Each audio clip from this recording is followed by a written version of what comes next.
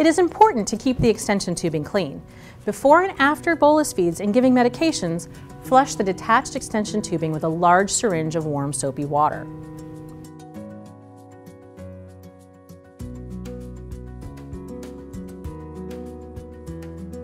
Then flush again with clean water and allow it to dry. If your child is on a continuous drip feed, flush the tubing with water every 8 hours.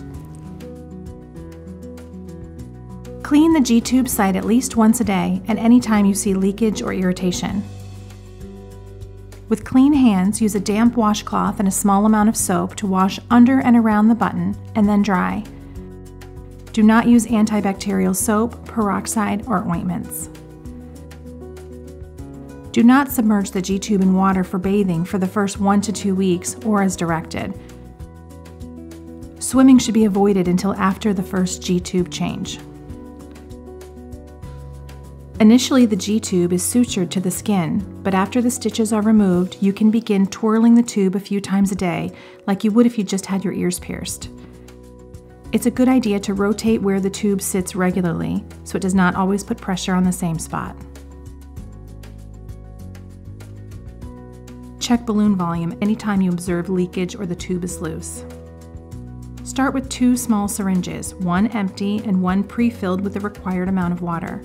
Attach the empty syringe to the balloon port and withdraw all the water, making sure to hold the tube in place. Use the pre-filled syringe to refill the balloon. You can use any water that is safe enough to drink.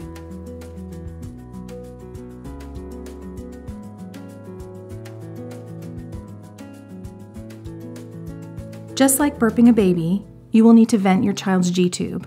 It relieves pressure and can prevent cramping and bloating.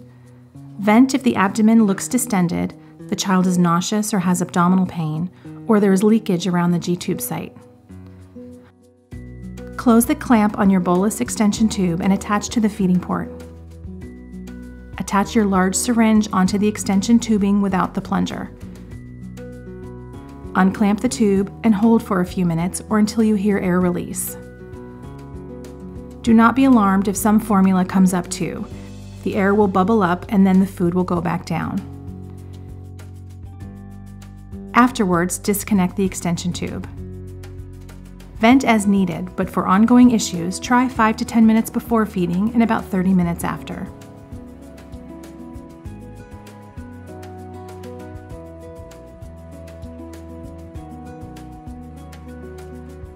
If you were instructed to replace your child's GTube, open a new kit and inflate the balloon on the new tube to make sure it's intact. If so, deflate the balloon, apply surgical lube or KY jelly to the tip, and set aside. Deflate the balloon on the existing tube and remove. Insert the new tube into the same opening and inflate with the required amount of water. Rotate the button 360 degrees. The last step is to connect the extension tubing and look to see if stomach contents start to come up. This would mean that the GTube is placed correctly, so then you would just flush the tube with water and disconnect. If stomach contents do not bubble up into the extension tubing, call the clinic for guidance.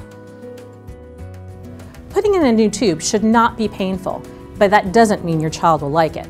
Try to keep them calm, as their muscles will tighten up if they're panicked or crying, making the hole very small.